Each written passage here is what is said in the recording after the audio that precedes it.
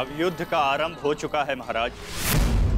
युवराज दुर्योधन ने राजकुमार अर्जुन को चुनौती दी है कि सूर्यास्त से पहले उनके रथ पर उपस्थित पताका को यदि राजकुमार अर्जुन अपने बस में कर लेते हैं तो युवराज दुर्योधन आज ही युद्ध को समाप्त कर देंगे।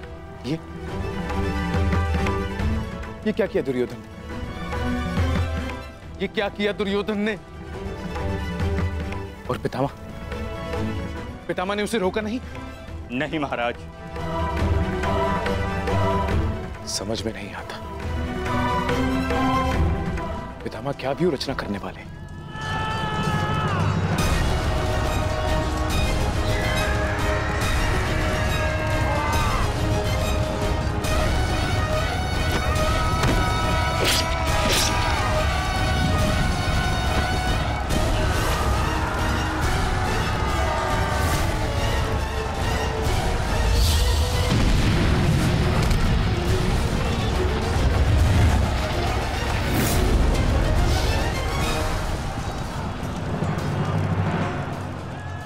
देख रहे हैं पितामह,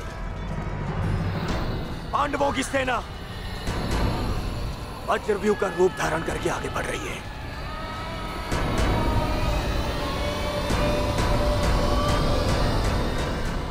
पितामह, पितामह, सुन रहे हैं आप? याद भी है कि यहाँ क्या चल रहा है? पितामह, आप क्या कर रहे हैं? आप कौरवों की सेना के सेनापति हैं। हम सबको आपके आदेश की प्रतीक्षा है पितामह। कुछ बोलिए पितामह। हम कुछ नहीं करेंगे गंधार राज।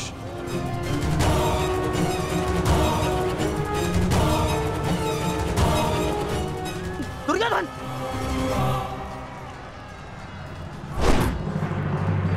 देखना अभिमन्यु, पताका मैं ही लेकर रहूंगा। तुम्हें गंभीरता से ना लेने के लिए क्षमा करना मित्र, परंतु मुझे स्मरण है जब विराट की युद्ध भूमि पर तुम मेरे पिताश्री अर्जुन के साथ थे तो वहाँ क्या घटित हुआ था। समय बदल गया है अभिमन्यु, और हालात भी। अब केवल विषय वर्तमान का यह युद्ध है। देखना, मैं यह पताका लेकर ही रहूंगा। ठीक है, तुम पताका ले आना और मैं स्वयं तुम्हें शिविर तक उठाकर लेकर जाऊंगा। सारथी, शीघ्रता करो।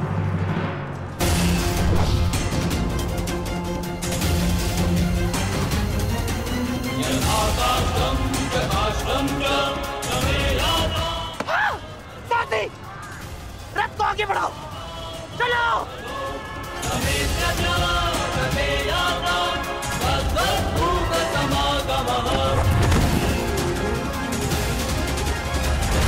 पितामह, कुछ तो बोलिए।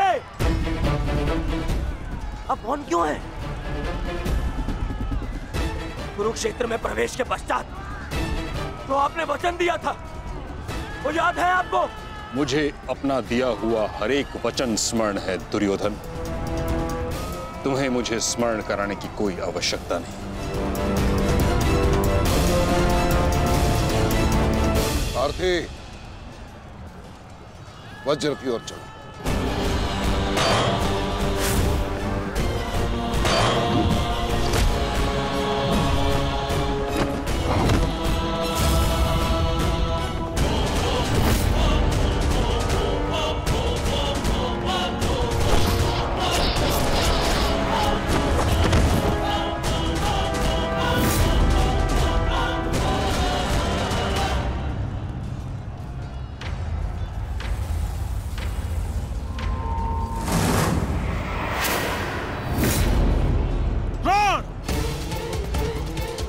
तुम्हारे और मेरे बीच जो कुछ भी हुआ उसके लिए हम एक दूसरे को क्षमा कर चुके हैं, किंतु अब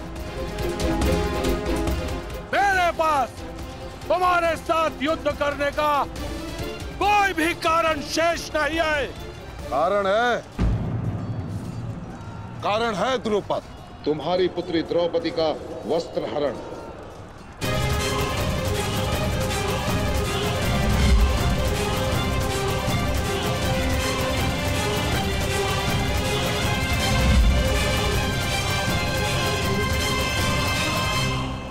जी, तुम्हारा अंत करने की प्रतिज्ञा ली थी मैंने, और उस प्रतिज्ञा को पूर्ण करने का समय आ गया है। सावधान!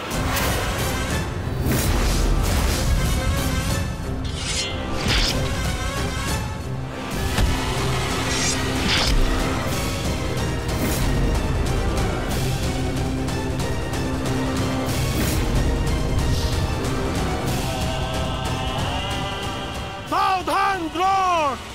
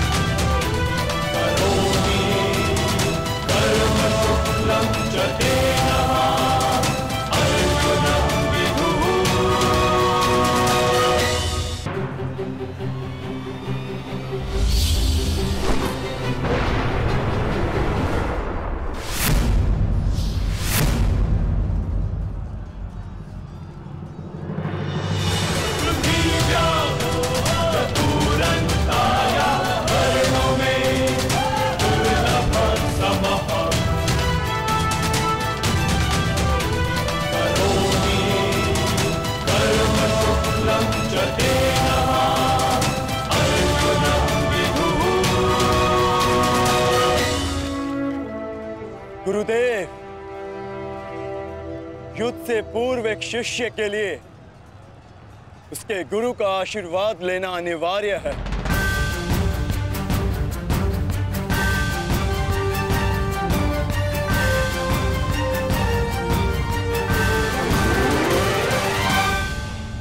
मेरा आशीर्वाद सदैव तुम्हारे साथ है अर्जुन। कभी अनुमान नहीं लगाया था गुरुदेव, जिससे युद्ध कला और धनुर्विद्या सीखी, एक दिन उसी के विरुद्ध इसका उपयोग करना पड़ेगा। तुम केवल अपने कर्तव्य का पालन करो अर्जुन। ये युद्धशाला नहीं, ये समस्त युद्ध भूमि है, और यहां का हर एक विपक्षी केवल और केवल तुम्हारा शत्रु है अर्जुन। सावधान अर्जुन!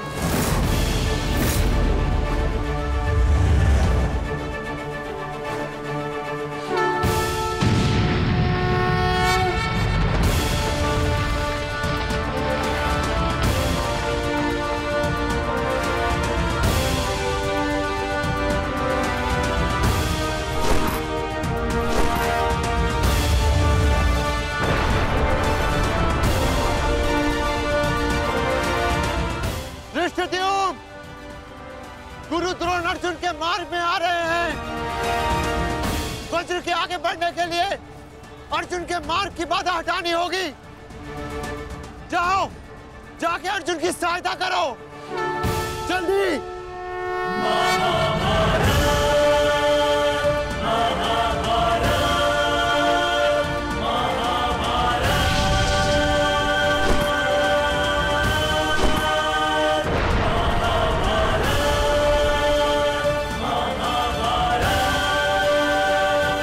युवराज दुर्योधन, यदि युद्ध के सारे निर्णय तुम्हें ही लेने हैं, तो मुझे सेनापति बनाने की क्या आवश्यकता थी?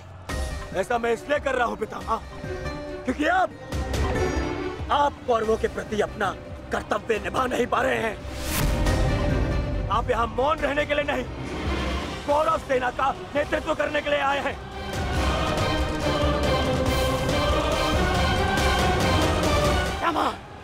पांडव सेना हम पर हावी हो रही है, और पांडव सेना पर आक्रमण करने के लिए आप हमें रणनीति क्यों नहीं बता रहे हैं? बताइए। स्मरण है ना पितामह आपको? यदि दुर्योधन के रथ की पताका अर्जुन के हाथ में लग गई तो हम ये युद्ध हार जाएंगे महामहिम, हार जाएंगे। कुछ कीजिए।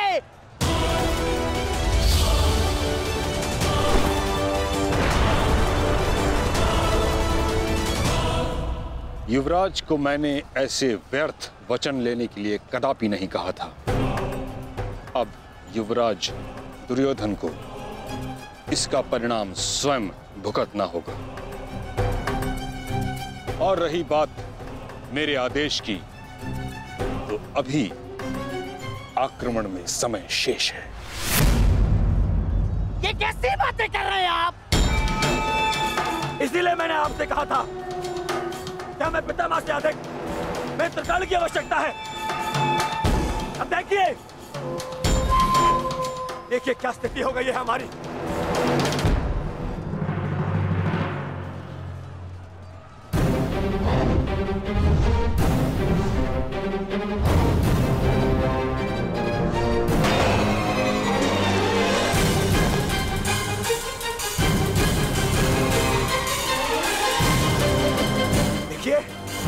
देखिए कैसे मौन खड़े,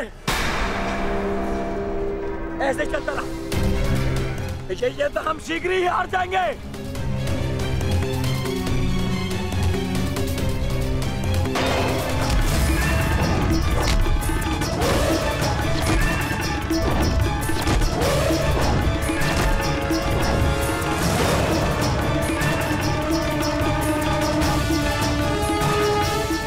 मेरे पिताश्री के पास जाकर पुनः युद्ध कला सीखो भीम।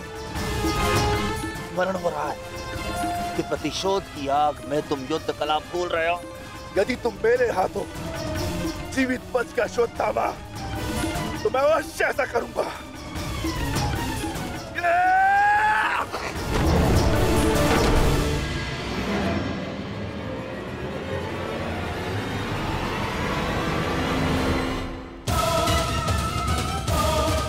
गुरु द्रोण को यहाँ से मैं संभालता हूँ। अर्जुन तुम आगे बढ़ो।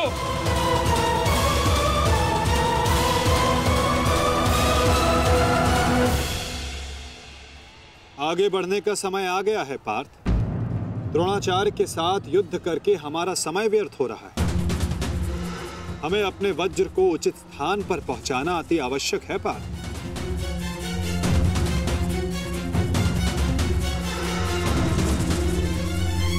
जैसी आज्ञा माता। चलिए आगे बढ़िए।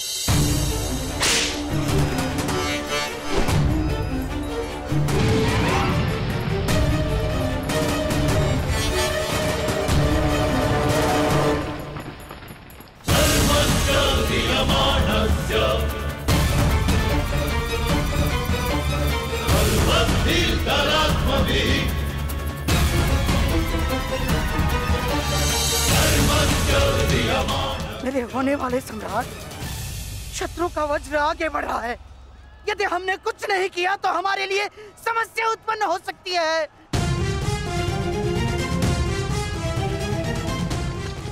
कुछ करो मेरे होने वाले सम्राट, कुछ करो।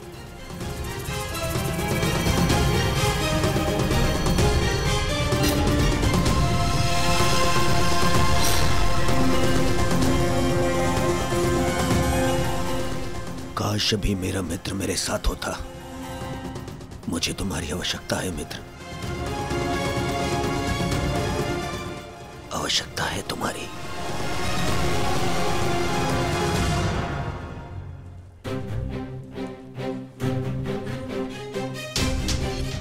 ये कैसी अनुभूति है? ऐसा प्रतीत हो रहा है जैसे मेरे मित्र को मेरी सहायता की आवश्यकता है।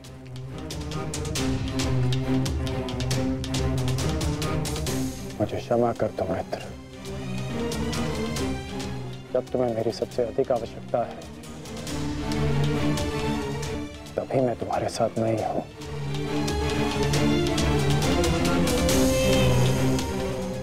सैनिक, जाओ जाकर पता लगाओ कि युद्ध में क्या चल रहा है। जो आज्ञा महाराज।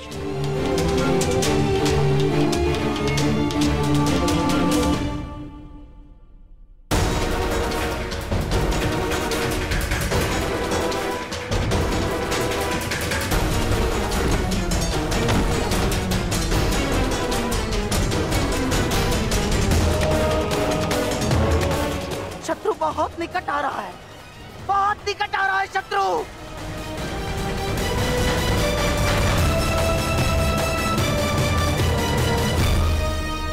माधव, वो रहा दुर्योधन। उसे बंदी बनाने का समय आ गया है।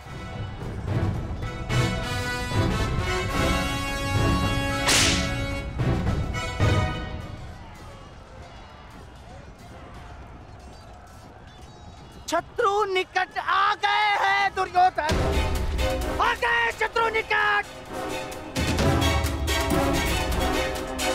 अब आक्रमण का समय आ गया है।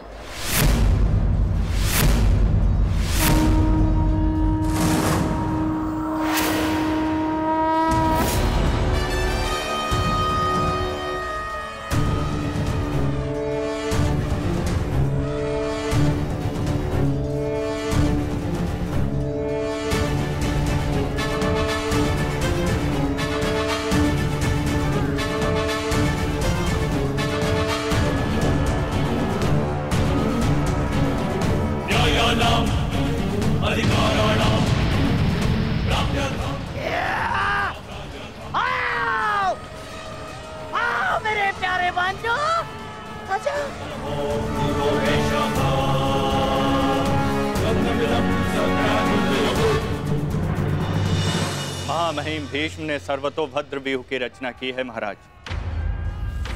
वो वज्र व्यूह को ध्वस्त करने का प्रयत्न कर रहे हैं। उस ओर से सेना का नेतृत्व कौन कर रहा है संजय? व्यूह को ध्वस्त करने का प्रयास कर रहे हैं। इस सेना की टुकड़ी का नेतृत्व कौन कर रहा है? कौन?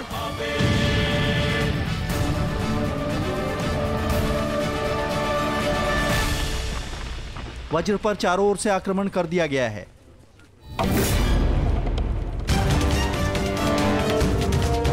पितामह की सबसे प्रभावशाली तकनीक। और जो व्यूह का नेतृत्व कर रहे हैं वो हैं? मैं जानता हूं।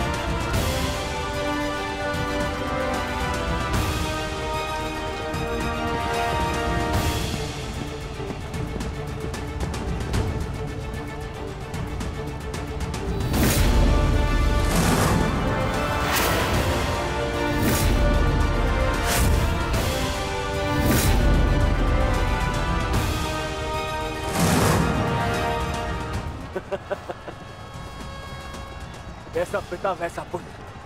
अद्भुत, अद्भुत वृषसेन।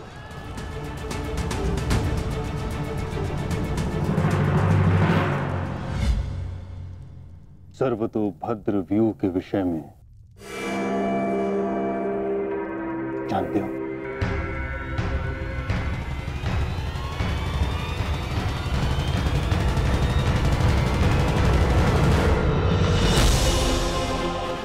जी महामहिम, पिताश्री ने आपकी इस रणनीति के विषय में अवगत कराया था।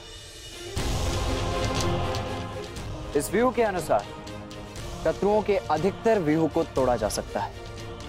और क्या जानते हो? इस रणनीति के अनुसार एक ही समय में चारों ओर से शत्रु व्यूह पर आक्रमण किया जाता है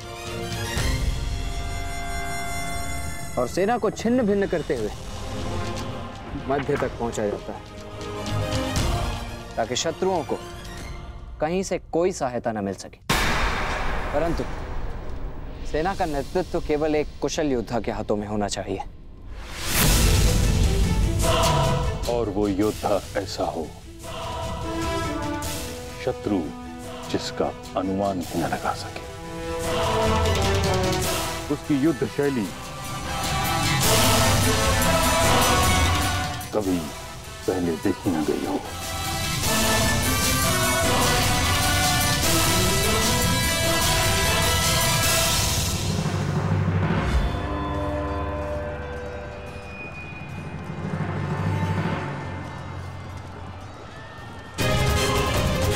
आक्रमण करो वत्स।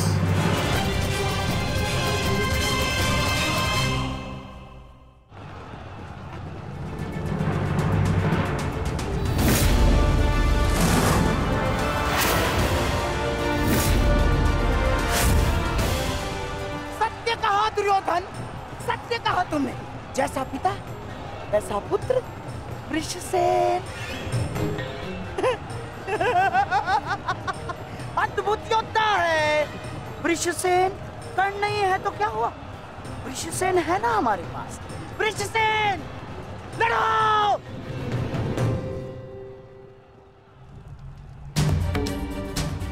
युद्ध भूमि में अब क्या हो रहा है संजय? महामहिम भीष्म के आदेश के अनुसार अंगराज कर्ण के पुत्र वृषसेन सर्वतोभद्र व्यूह का नेतृत्व कर रहे हैं महाराज।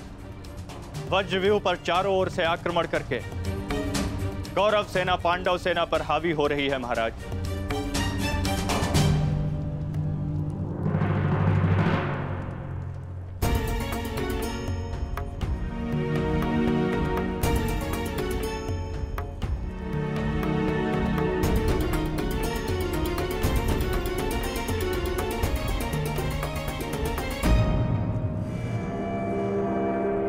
जब तक मैं युद्ध भूमि में हूं तब तक कर्ण युद्ध भूमि से दूर रहेगा।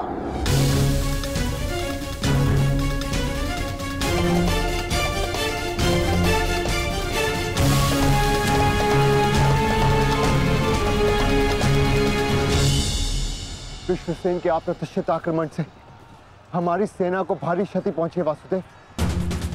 अब हमें क्या करना चाहिए? विपक्ष ने वज्र को तो रोक दिया, परंतु वज्र की नोक अभी भी प्रहार करने में सक्षम है धर्मराज।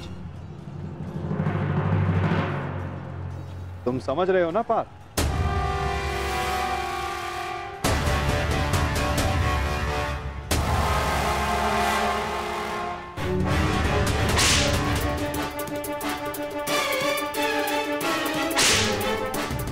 ये क्या कर रहा है? तुम्हारी मूर्खता का लाभ उठा रहा है दुर्योधन। अर्जुन वज्रव्यूह को त्याग आगे बढ़ रहा है। हमने उनके वज्रव्यूह को तो निष्क्रिय कर दिया है दुर्योधन, परंतु अर्जुन ये जानता है कि तुम्हारे रथ पर लगी पताका यदि उसके हाथ लगी तो यह युद्ध समाप्त हो जाएगा।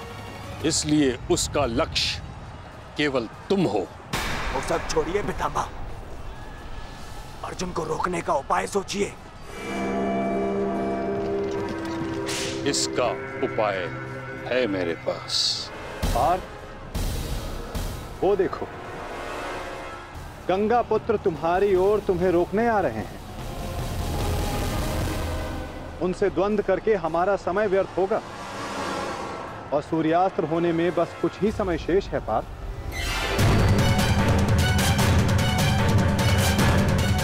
गंगा पुत्र का तुम्हारे मार्ग से हटना आवश्यक है।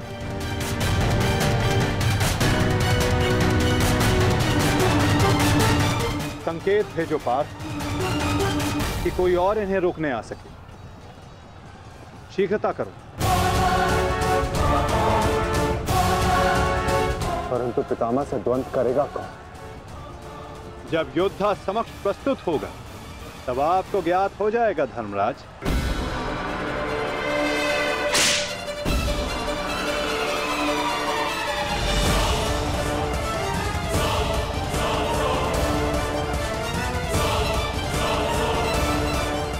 यह अर्जुन नहीं तो कौन है?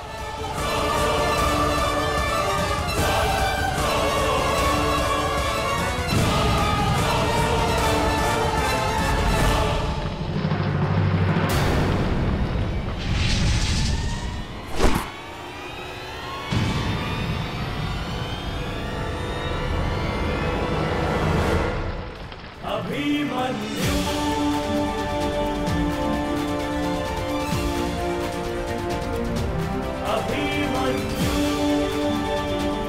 अभिमन्यु?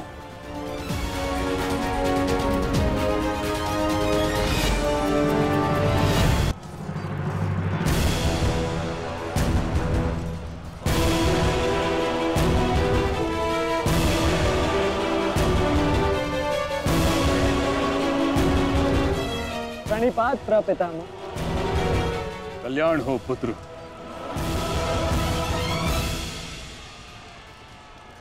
किंतु क्या अपने ही प्रपितामह का मार्ग रोकना उचित है? मैं तो केवल अपने धर्म का पालन कर रहा हूँ प्रपितामह। वही कर रहा हूँ तो मेरे पिता ने अपने पितामह से सीखा और जो मुझे सिखाए।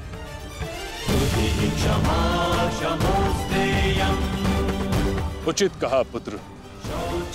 यह युद्ध ही ऐसा है, यह भूमि ही ऐसी है। यहाँ द्वंद्व के पालन हेतु अपनों के साथ ही द्वंद्व करना पड़ रहा है।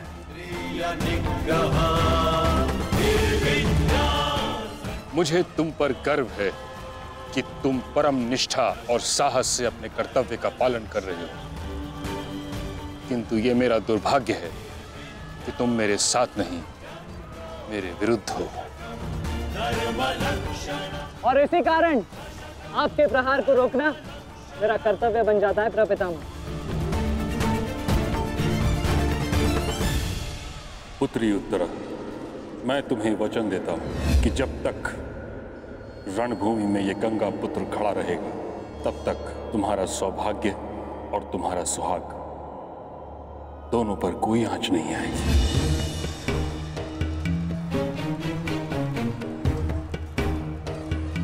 स्नेह और प्रेम के अतिरिक्त तुम्हें देने के लिए मेरे पास कुछ भी नहीं, और इसके चलते मैंने तुम्हारी अर्धांगिनी उत्तरा को वचन दिया था कि जब तक मैं युद्ध भूमि में हूं, तुम्हारे प्राण को संकट में नहीं आने दूंगा।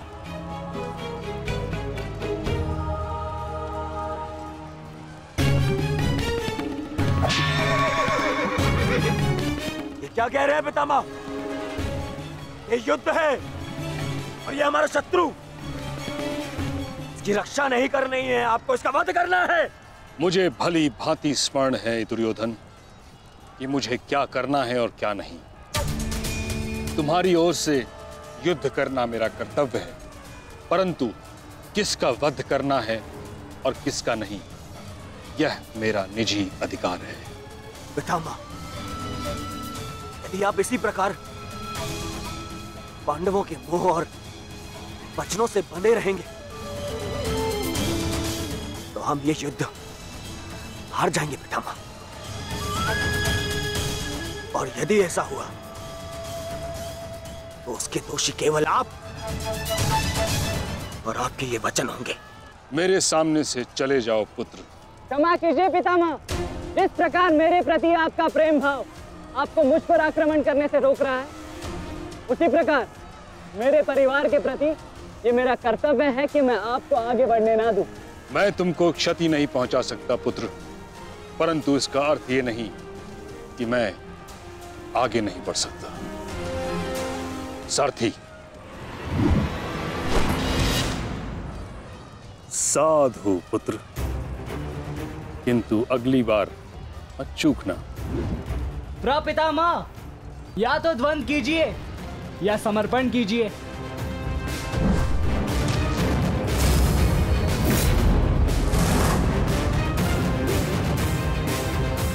बस करो पुत्र,